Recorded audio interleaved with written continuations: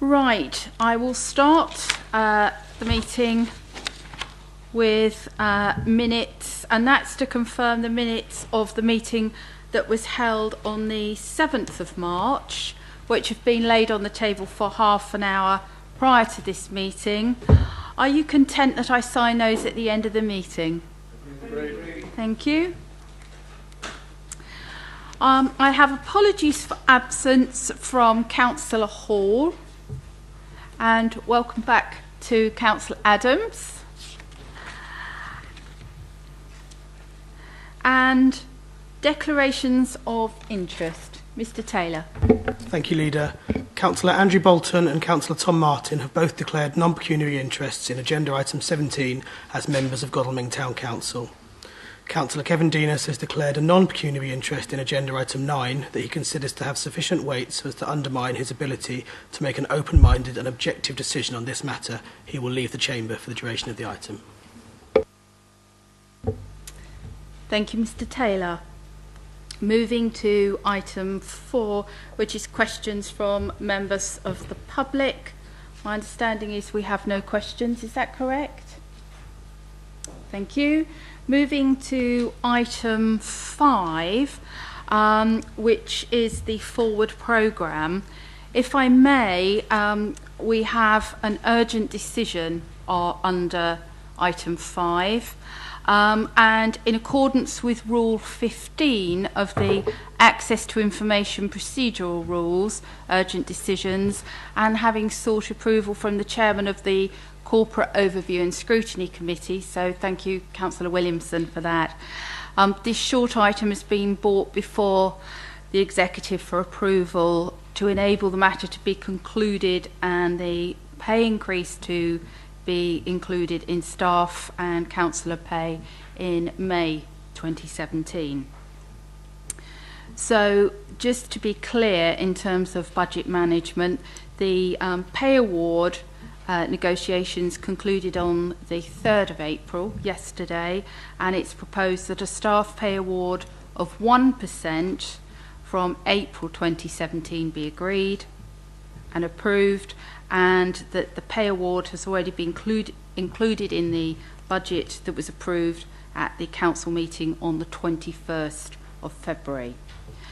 The recommendation, there's one recommendation to that urgent action, and it's recommended the staff pay award of 1% be approved. Is that agreed, colleagues? Agreed. Thank you.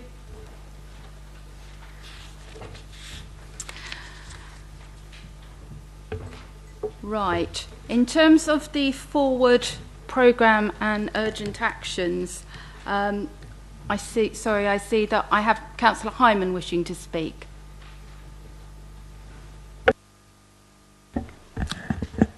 Thank you. Good evening, Leader. It is good to see the pay award process concluded.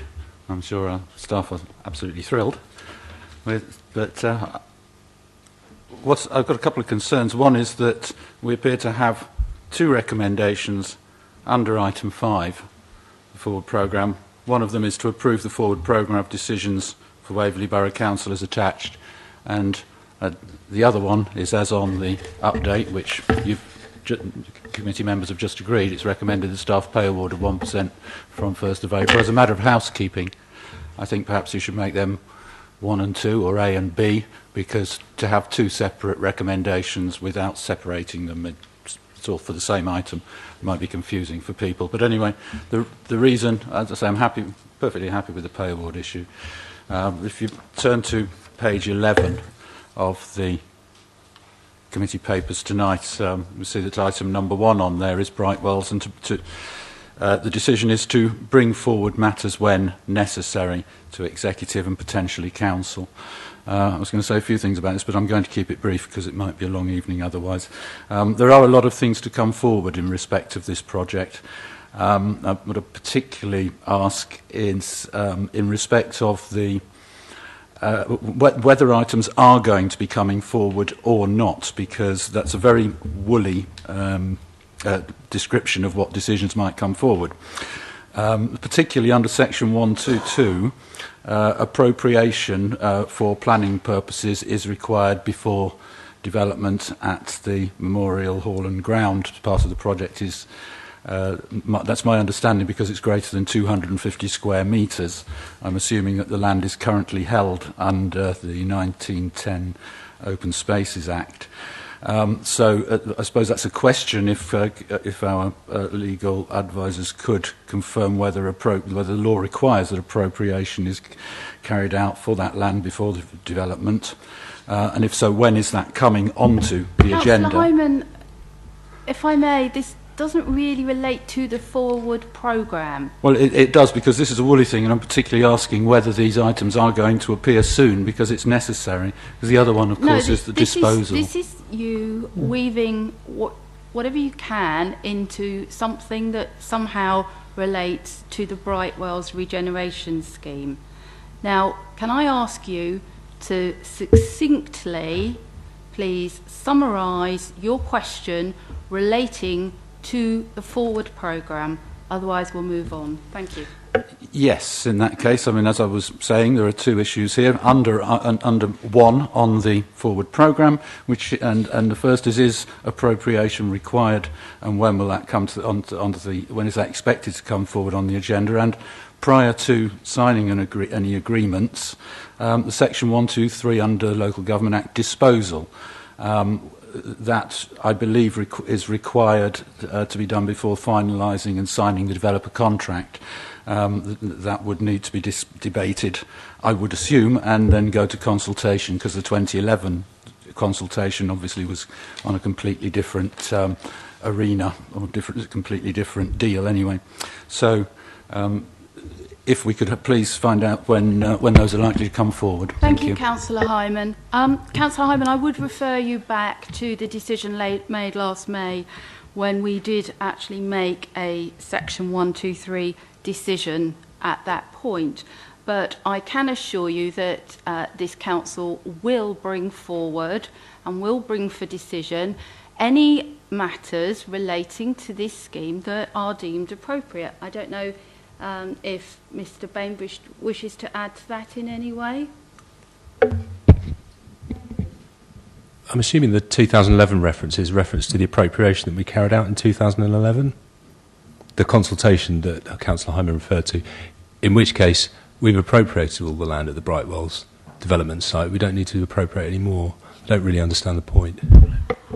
Can I suggest, Councillor Hyman, if we really are somewhat confused by where you're going with this, can I suggest that you put a written question to us and we can come back and answer you in more detail? Thank you. Councillor Isherwood.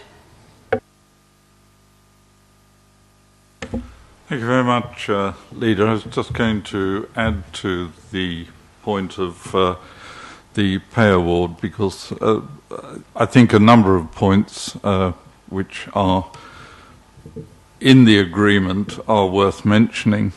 We all know that life is very difficult at the moment, and if you look at the 1% that you've talked about, there are other additions to the pay agreement, including an additional Christmas day, honouring increments throughout the council on the something like 48% of the staff members who are not at the top of their particular grade, continuing to pay the living wage, which is currently higher than the national living wage, deleting certain pay grades, making loans available for rail and car park concession tickets, making loans available for bicycle, making car loans available to essential car users, and carrying out benchmarking exercises on hard-to-fill posts. I think these are all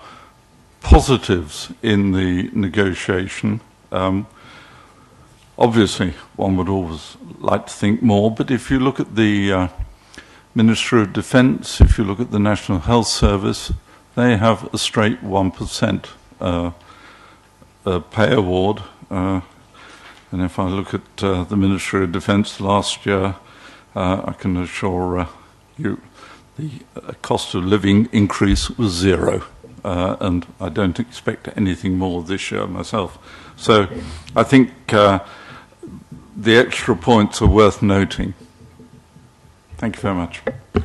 Thank you, Councillor Isherwood, and I know we've said it as an executive and as a council at the last council meeting that we fully recognise the hard work that our officers put into their roles, and as I say, we can now, having made this decision, we can move forward, and this will be included in their May pay packets. So that, as you say, is good news all round, I think. Moving on to the next item, which is item 6, I have Councillor Hyman down to speak on that, and that's the overview and scrutiny changes to the Constitution. Colleagues, Councillor Hyman. Thank you, Chairman. There's one issue which a resident raised this afternoon. I hadn't intended to do much on this other than obviously in respect to the changes that are being made for the new overview and scrutiny arrangements, which is what this is pretty much about. That's something where we're all going to have to work together and make this work, and it might be quite fun trying to do so. There is an issue with this. I think I marked it up for myself. Particularly, can we add page numbers, please, as part of the recommendation here, where we've got the amendments as attached to Annex 1 be approved. There are no page numbers to the Constitution. It makes it almost impossible to refer to it easily, and for to direct people at it. Obviously, there's the committee paper numbers are on the bottom of the page, but they are not the page numbers of the Constitution. So I would ask that you add those. I have mentioned this before. I don't know whether there's any good reason why they shouldn't be, but it's a very confusing document otherwise to try and refer people to. But the thing that was brought up this afternoon very briefly is whether we need to make a further change to it that you might consider to the Constitution, because under the procedure rules, section 4, or part 4 is the procedure rules, and then section 4.4 of that, in respect of substitution, it says that the following procedure will apply to the appointment of substitutes when members are not able to attend a meeting of a committee or subcommittee, but not the executive, joint planning committee or area planning committees. There is a strong implication here that substitutions, nowhere else does it say anything to the contrary, it's basically saying that we do not have substitutes for planning meetings. Obviously we don't have substitutions for the executive either. And I wondered whether you could clarify, please, whether officers could clarify whether we need to change it to allow substitutes, or whether they can please confirm that we can't use substitutes in planning meetings, because it is a hot topic at the moment. Thank you very much, Leader. Thank you, Councillor Hyman. I've asked Mr. Taylor to look at that, and he will review that for you in terms of the substitutes matter. You will find that page numbers will be on the final version. At the moment it's not been formatted, but that was actually a discussion we had at the Constitution SIG, as your colleague Councillor Williamson will testify to, I'm sure.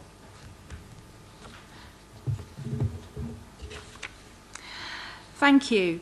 So, colleagues, you'll remember that back in February, Council gave approval to the new overview and scrutiny arrangements, and those will come into effect from the beginning of our new council year. We met again as a Constitution special interest group on the about the 14th of March. We've reviewed all the amendments that were required, and hope that we've now actually captured all of those in terms of reflecting the new ways that we intend to work. These are all set out in the report on Annex 1. Only extracts from the Constitution where changes are proposed have actually been included. Once the actual amendments to the Constitution have been adopted, the various documents, as I've said, will all be formatted so that they show all the right page numbers and show our branding and so forth as a council. I'd also just like to take a moment to thank the Overview and Scrutiny Committees.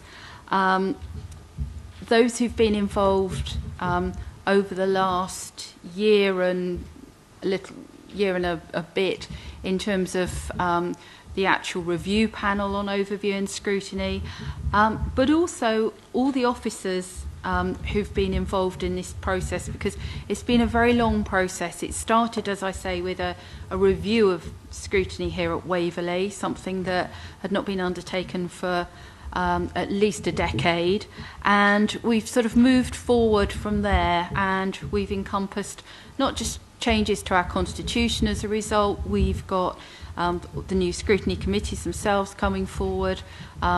There's been as I say, a lot of training that's been undertaken, and I know a number of you here have attended those workshops. Again, both officers and members, which is really good. And obviously the other new addition we have to our whole scrutiny process is our dedicated scrutiny officer, who's now been in post for just over a month, and has come to Waverley with a lot of ideas, a lot of really good practice from his former local authority. So again, this is all really positive. The new format for scrutiny is that we've got much smaller committees.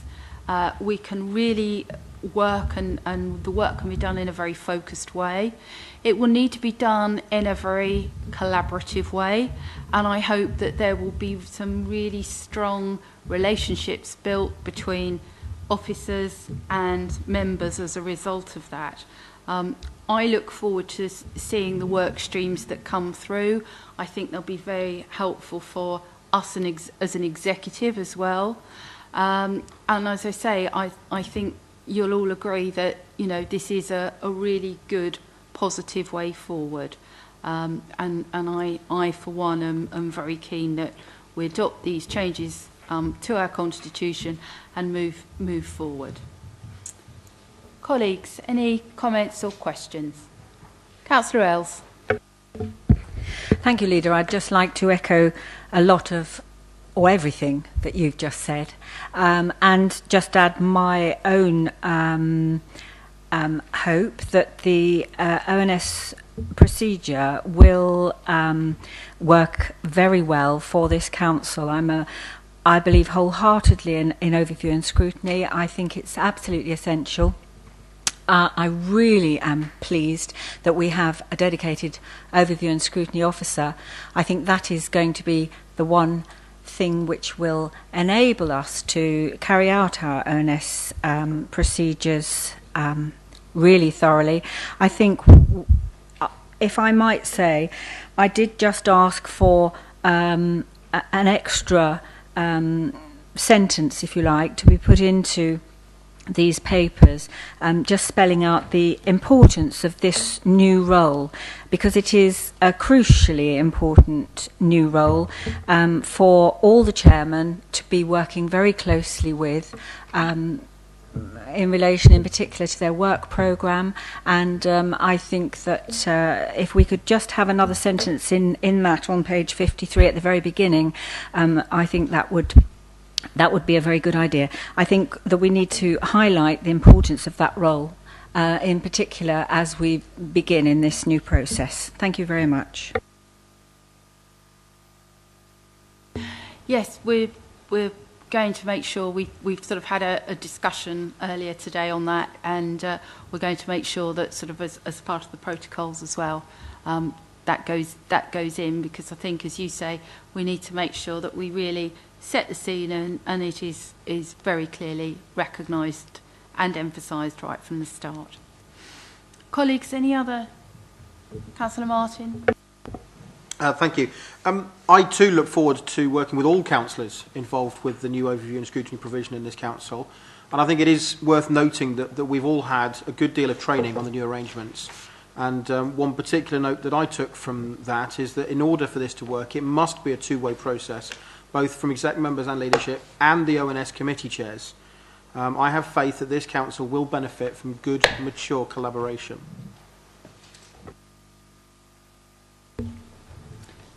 Absolutely, and I think we're all absolutely aligned on this, and want to see and look forward to the positive and constructive outcomes of this new scrutiny arrangement going forward.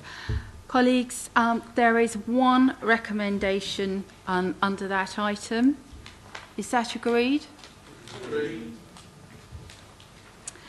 We move to item 7, which is a review of this scheme of delegation, pages 69 to 100, and I have one speaker, Councillor Hyman. Thank you, Chairman. If I can just confirm that recommendation 3 on the bottom of page 3, that this review is going to be, or confirm this review is going to be done by the Standards Committee, not Standards Panel, I suppose it's a Standards Committee, isn't it, that would be looking after these matters in future. But also, that if you read this, it says that basically a review is going to be carried out either before or after 12 months, which I think is a bit superfluous, really. I mean, you know, that's what it says here. It's going to be undertaken after 12 months or earlier or before. So I was wondering whether, is that a pointless recommendation, really? Thank you, Chairman.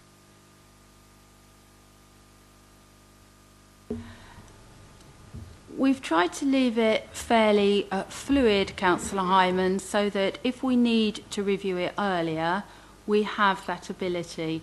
Again, during the Constitution SIG, we discussed this at length, and I think we're all agreed that we are on quite a journey. We're going to be on quite a steep learning curve with a lot of the changes that we're making, and we need to ensure that there is flexibility so that if we need to suddenly make a review, we can do that. We don't have to suddenly start coming back to council just to get permission to review a certain matter. And there are bound to be areas where, as we move forward, we think actually maybe we need to look at this. I think we have to take a pragmatic approach as well. So that's why we're making that suggestion. Thank you. Councillor Adams. Thank you, Leader. Just on page 93, under Development Control, the paragraph at the bottom of that page, I think it would be appropriate if the portfolio holder was added to the list of people involved in that decision.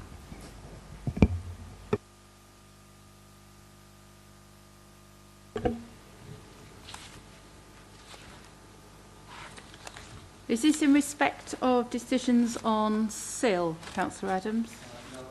No? Page, sorry, could you go back to the page? 93.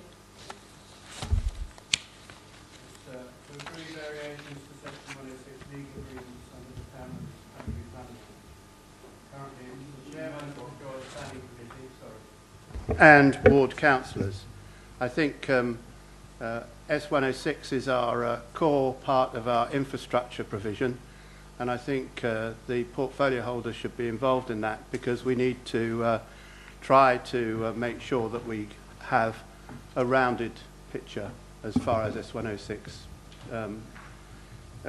variations are concerned. Mr. Bainbridge, you wanted to come in there. Thank you. Yeah, if it helps. I understand the concern, but it's a planning. Obviously, planning determination is a non-executive function, so it wouldn't be appropriate for the portfolio holder to be involved in that decision-making process. Just in the same way that obviously the planning application itself can't come to the executive. So I think that answers that one. Though I understand, but it wouldn't be appropriate. Councillor Adams, you'll note that it does involve the chairman of the Joint Planning Committee and the ward councillors. So I think we'll... I'll leave it at that. Yeah. Leave it at that for the moment. Let's leave it at that for the moment. Yeah. And as I say, we're all open to review, but we just need to be mindful of the executive's function. Councillor King, you wanted to come back.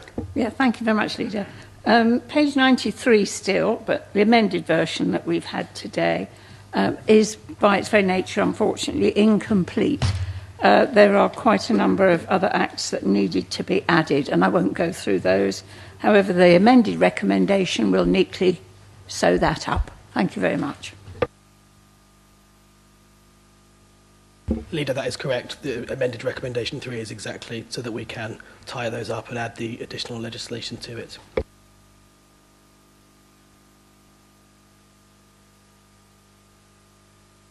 Right, colleagues. Councillor Hyman, I'm sorry, but you've already spoken on that item. Colleagues, did anyone else have anything in addition that they wanted to raise?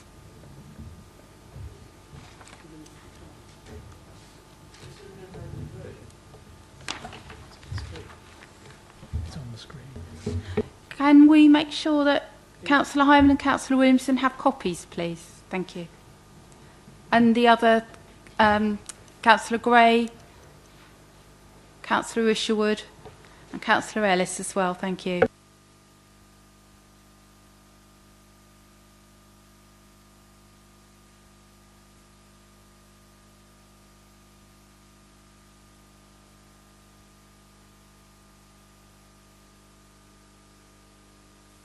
Can I just confirm that all members of the executive have got the additional piece of paper in front of them? Yeah. Because that has the revised amendment on there. Any other questions, colleagues, to that amendment? No? Right, in that case, just for clarity and for the sake of the webcast as well, just so that it's absolutely clear, I'll read that recommendation, and the amended recommendation is that it is recommended to the Executive and Council that 1. The revised scheme of delegation to officers as set out at Annex 2, subject to any final amendments being agreed by the Head of Policy and Governance in consultation with the Leader of the Council and relevant portfolio holders and heads of service before the Council meeting be adopted. Just to be clear, recommendations 2 and 3 in relation to this item are as shown on the bottom of page 3. Okay? Just so that we're all clear. Is that agreed? Agreed. Thank you, colleagues.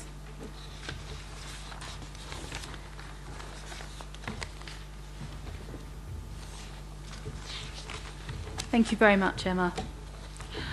Right, if I move to item... Excuse me, Leader, as a point of order... 8.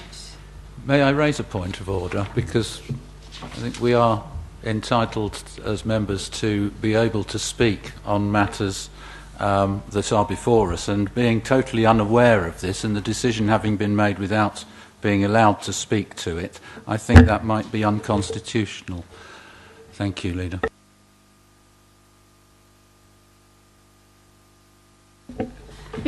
Councillor Hyman, this is not substantially different, and under those circumstances we can move forward with this.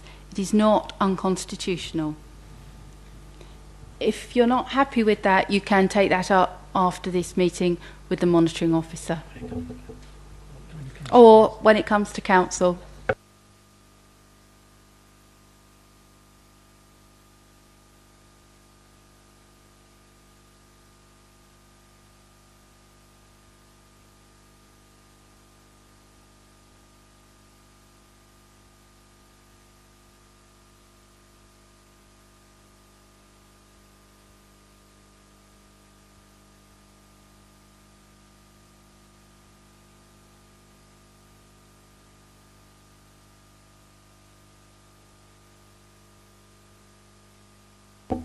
Right, moving to item 8. I've got no speakers on item 8. Item 8 is an amendment to the Constitution and Scheme of Delegation, pages 101 to 104, and it is an amendment to the Council's Constitution and the Scheme of Delegation to officers in respect of planning enforcement related matters. Councillor Adams, did you want to say anything to that item at all before we speak? Thank you, Leader. I think these enforcement actions are really quite difficult. They're often very lengthy and with several steps involved. Really, I was just a bit concerned that the JPC might have to meet more frequently than it currently does to carry out this role of approval. But I may have misunderstood the way that it's written. Thank you. Obviously, we've taken a decision here very carefully in terms of the change that's suggested, but balancing that obviously with the JPC. Nobody wants meetings for meetings' sake, but clearly we need to make sure that the enforcement happens and all the correct procedures are adhered to. I would say that Mrs Sims, as Head of Planning, and Mr Bainbridge, the Borough Solicitor, have worked very closely on this matter with Mr Taylor, so that we can be absolutely assured that this system will work, this process will work.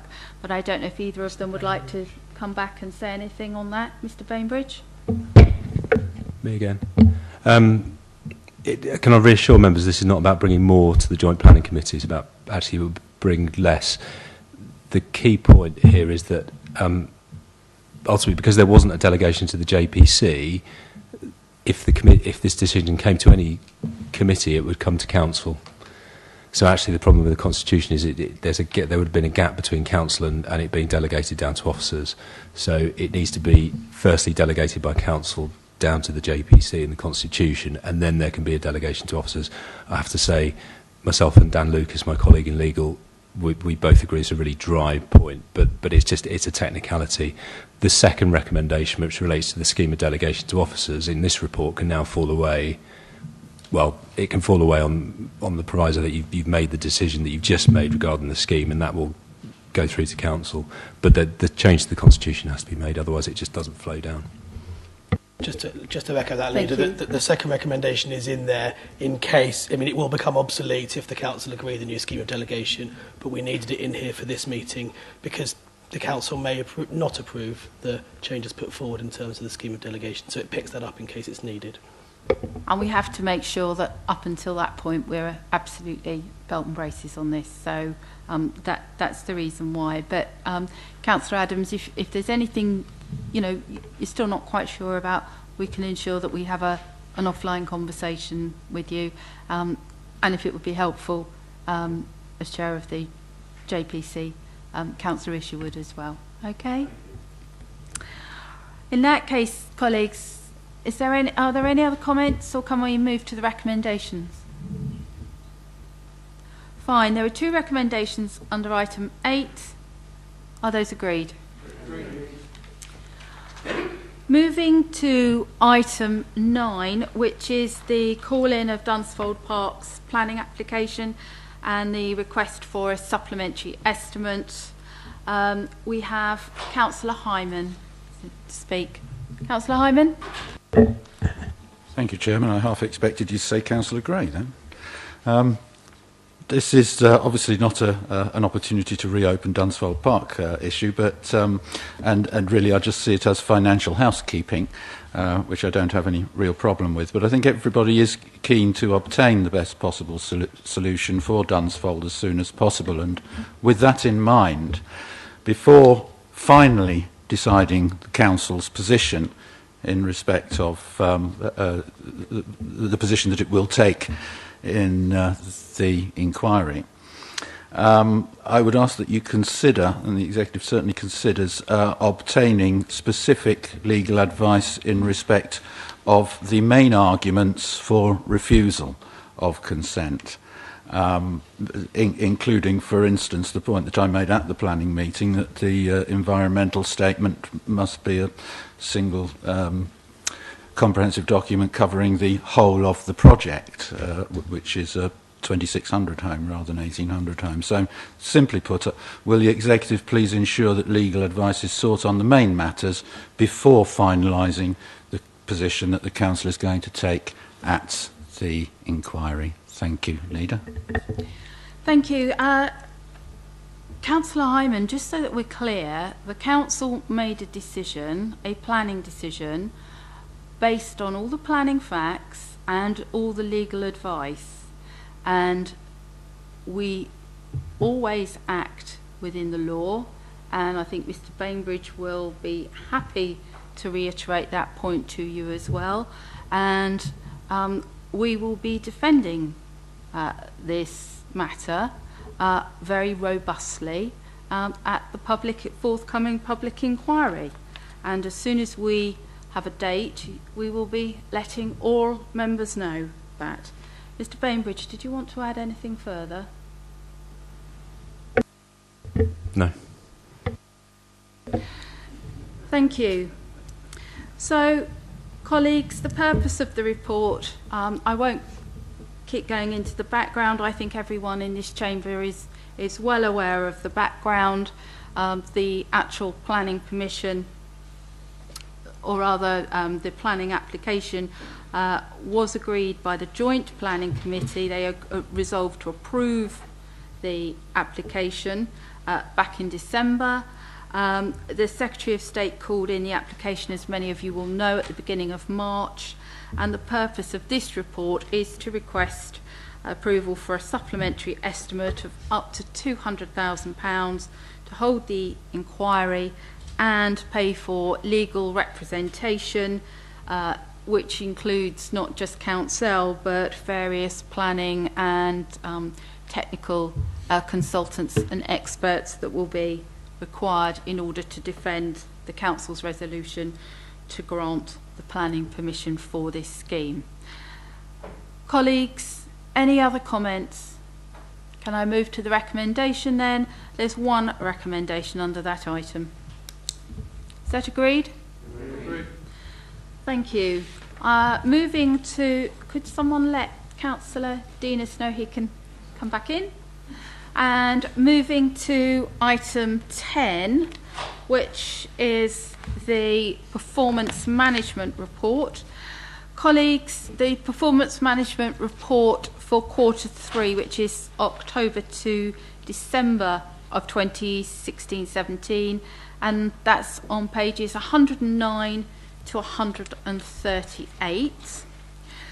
Colleagues, the report gives an analysis of the Council's performance in the third quarter of 2016-17. Annex 1 to the report contains the list of indicators used for reporting performance, and that includes targets, graphs and comments. Annex 2 provides further void progress report information, and the report also sets out the committee's recommendations in respect of adding, deleting and amending indicators and targets.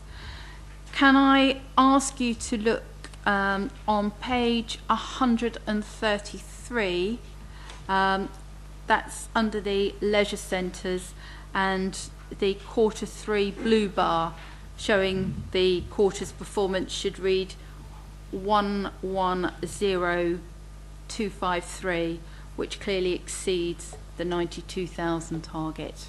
So just for your information, I'm afraid there is a slight error there, and we will ensure that is corrected before these papers go before Council. Colleagues, any other comments to this item? Councillor King and then Councillor Adam.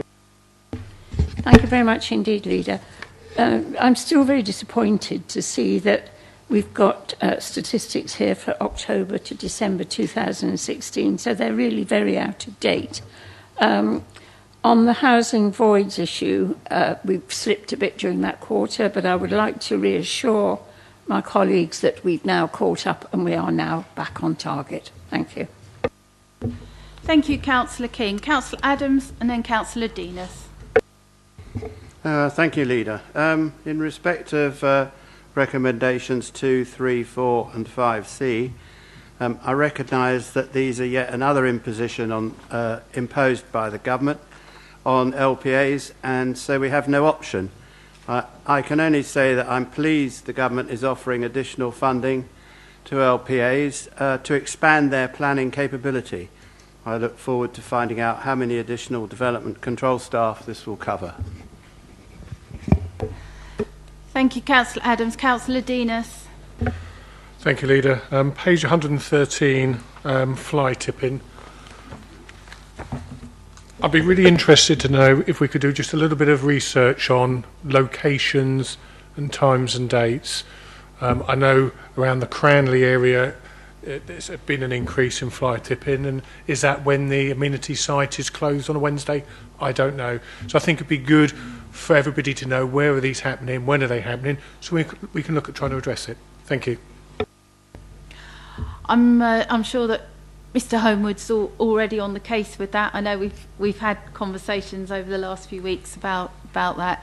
I know it does often appear that we have that issue in Farnham on the day that the amenity tip is closed. But obviously, to your point, we need to make sure we've got hard evidence and we've got some data, so that also with the other powers that we now have in place, especially with the jet and so forth now coming forward, and sort of with that launch imminent, we can actually start to use some teeth and actually deal with this. I'm right in thinking, aren't I, that we're going to have the mobile cameras we can start to deploy as well to hotspots, so we can really start to make a difference, because I know that when residents speak to me, this is something they feel very passionately about, and it's completely unacceptable behaviour. And the sooner that we can do something, clamp down, I'm aware we have to have that evidence, that firm evidence. I think the better. Councillor Edwards. Thank you, Leader. I'd agree with everything you've said. However, we may well have an issue in Hazelmere with regard to the removal of the green waste lorry. I note on Hazelmere Rants that people are being encouraged just to dump their waste, and the council will pick it up anyway. So we really need to get some sort of surveillance going down at the fairground car park where the waste lorry used to sit, and try and catch any perpetrators. Thank you. Thank you, Councillor Edwards. Yes, I'm sure that the residents of Hazelmere are law-abiding citizens who wouldn't carry out these sorts of actions. And as I say, Mr. Homewood, you know, if we have got issues suddenly appearing in Hazelmere, I think, you know, you and Councillor Denis can work closely with Mr. Homewood and the team to start to address that, because you need to stamp on it straight away. Did you want to come back? Yes, please. Very quickly, just to re-emphasise to everybody that anybody caught fly tipping will be subject to a £400 fine. And that's all I'm going to say. Thank you. Colleagues, any other comments? Right, so there are 6 recommendations to that item. Those agreed? Agreed. Thank you. Moving to item 11, which is developing an air quality improvement framework for Waverley, and you'll see there's a report, pages 139 to 144. Before we move to the executive member to speak, Councillor Hyman, you wanted to speak to this item?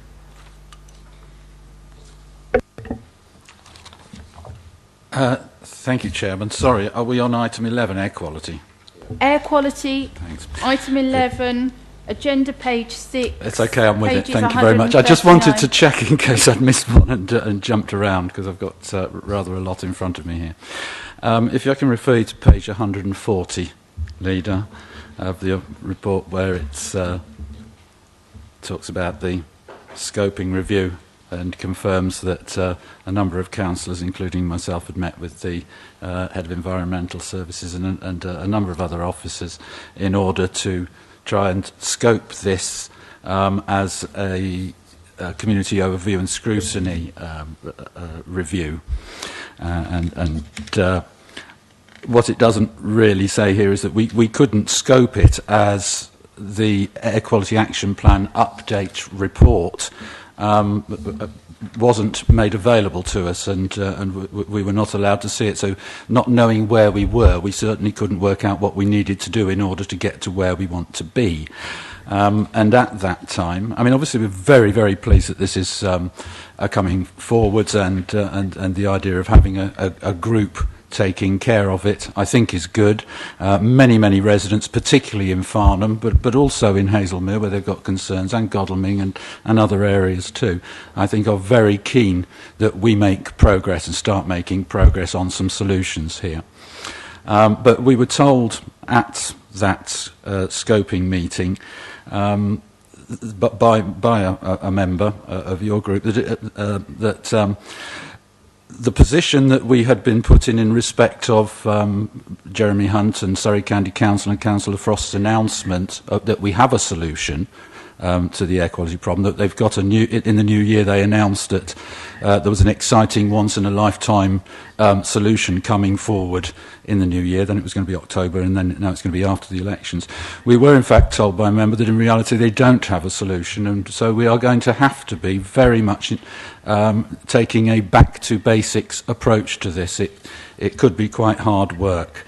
As far as the recommendations, I don't really have any problem there, but you will note that at Resolution 6, or Recommendation 6, sorry, it states that the new Environment Overview and Scrutiny Committee to include in its rolling work programme the scrutiny of the Council's annual report to DEFRA.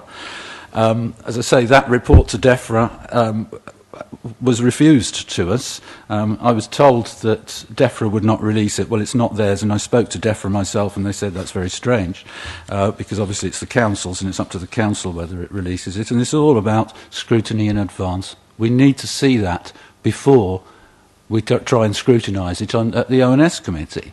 We weren't allowed to see that. We weren't able to take this forward, and now it's going to be going to a different group. But we would be happy, obviously, to keep an eye on this through the overview and scrutiny system. And I do, obviously, commend these recommendations to the Executive. And thank you for your time, Lena.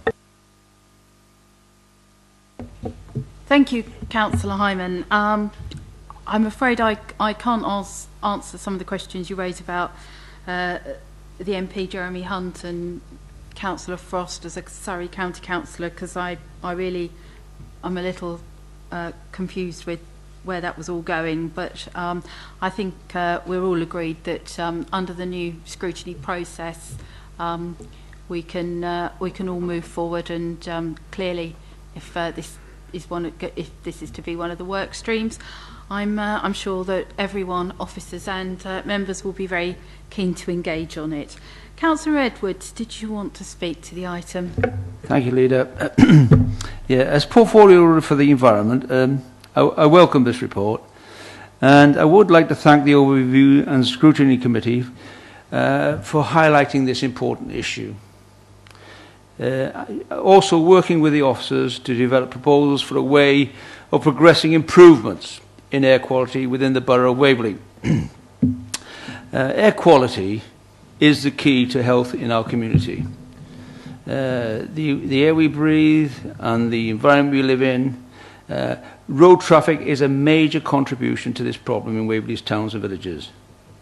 We need our environmental and planning officers to work together with the County Council's highways, transport planners, public health teams and other agencies to develop an action plan. This will reduce pollution and improve air quality for our residents. These proposals will give members the tools to bring agencies together, hold them to account and drive forward that work on a long-term basis, with scrutiny taking a watching brief to help ensure positive progress is made. I look forward to playing a leading role in the development and future work of the group and taking on the challenges it will bring in order to create a cleaner environment for everyone in Waverley. Just to go back to Councillor Hyman's point about the DEFRA report, I will discuss with him after this meeting the way forward on that, and I will discuss with officers what we can do. I commend the report to members and recommend the Executive approve the recommendations in it. Thank you. Thank you, Councillor Edwards. Any other Councillor else? Thank you, Leader. I would just like to say that I appreciate how very important this issue is, especially as I live in a village which I'm told has 10,000 vehicle movements each day passing through the village. So I welcome this scrutiny and the whole operation. Thank you very much. Thank you, Councillor Ells. Any other comments, members? No? In that case, we'll move to the recommendations. Colleagues, there is 6 recommendations across pages 6 to 7. Are those agreed? Agreed. Thank you. If we move to item 12, which is the housing maintenance contracts renewal, I think I note we've got Councillor Goodrich here this evening, who undertook a lot of the work with the subgroup of the ONS on this. In order that we can actually discuss this item, I think the best thing, given that that group worked in exempt as well, with your agreement, colleagues, is that we will move into exempt now so that we can have a conversation, because quite frankly, I think otherwise it's going to be so constrained. It's not constructive at all. So, to look and consider the exclusion of the press and public, the recommendation is that pursuant to Procedural Rule 20 and in accordance with Section 100A, brackets 4 of the Local Government Act 1972, that the press and public be excluded from the meeting during consideration of the following items on the grounds that it is likely, in view of the nature of the business to be transacted or the nature of the proceedings, that if members of the public were present during these items, there would be disclosure to them of exempt information, brackets as defined by Section 1001 of the Act, of the description specified at the meeting in the revised Part 1 of Schedule 12A to the Local Government Act 1972. Colleagues, are we agreed? Thank you. In that case, could we switch off the...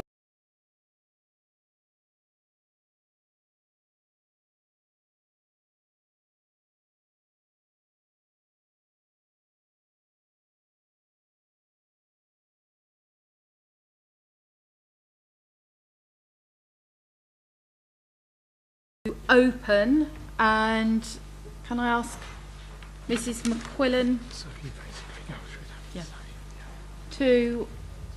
sorry, Miss Dearsley, I'm so sorry. So used to it being McQuillan. Forgive me, it's been a long evening. Miss Dearsley, would you like to put us back onto the webcast? Thank you. Right, we're now back onto the webcast, and I will, for those who are now tuning in again, just and for the record, summarise. In exempt, we've covered item 12, which was the housing maintenance report. My thanks again to the Overview and Scrutiny Subcommittee and Councillor Goodrich for that presentation. There are 3 recommendations which were outlined on page 8 of the agenda, and these were agreed. Moving to property items in exempt, item 15, there were 5 recommendations that were agreed. Item 16 in exempt, which was the Rowley Centre, there were 2 recommendations agreed. And item 17, which was Godalming Museum, again 2 recommendations were agreed. So I hope that is now noted for the record. We'll now move to item 13 in open, which is Executive Director's actions. Mr. Wenham. Thank you, Leader. And no items under this category this month. Thank you, Leader. Thank you, Mr. Wenham. In that case, that concludes our meeting. Colleagues, thank you very much.